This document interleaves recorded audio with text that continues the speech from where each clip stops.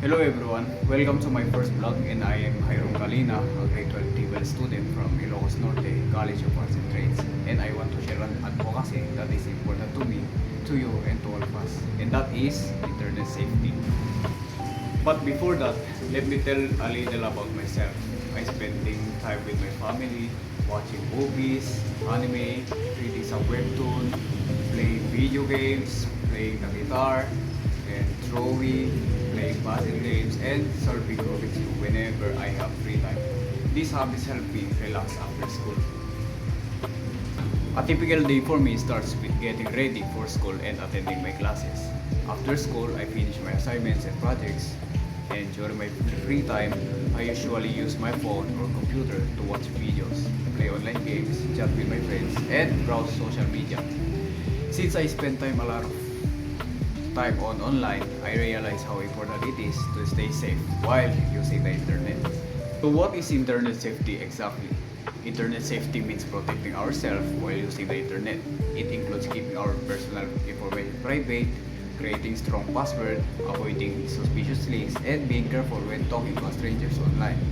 It also means thinking carefully before posting anything because once something is on the internet, it can be difficult to remove. So why did I choose this advocacy? I chose this advocacy because technology is now part of our everyday lives. Students use the internet for research, online classes, entertainment, and communication. While the internet gives us many opportunities, it also has risks like scams, hacking, fake news, cyberbullying, and identity theft. Many people, especially young students, don't realize these dangers until something bad happens. That's why learning about the safety is very important. So why is this advocacy is important to me? This advocacy is important to me because I use the internet almost every day. I want to protect my personal information and avoid online threats. I also want my family and friends to stay safe online. Even simple habits like using two passwords, enabling two-factor authentication, avoiding suspicious websites, and thinking before clicking links can make a big difference. Being responsible online helps us enjoy technology without putting ourselves at risk. Why should other people know about the internet safety? Everyone should know about internet safety because anyone can become a victim of online scams or cybercrime. The internet connects people around the world, but not everyone online has good intention. By learning how to recognize fake messages, protect our accounts, and respect others online, we can make the internet a safer place for everyone. Remember, being smart online is just as important as being safe in real life.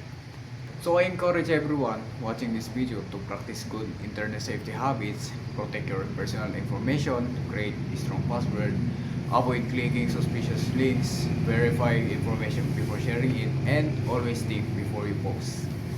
And also, by making responsible choices online, we can create a safer digital community for everyone. Thank you so much for watching my vlog. I hope you learned some new things about internet safety and why it matters. If you found this video helpful, share it with your friends and family so more people can learn how to stay safe online.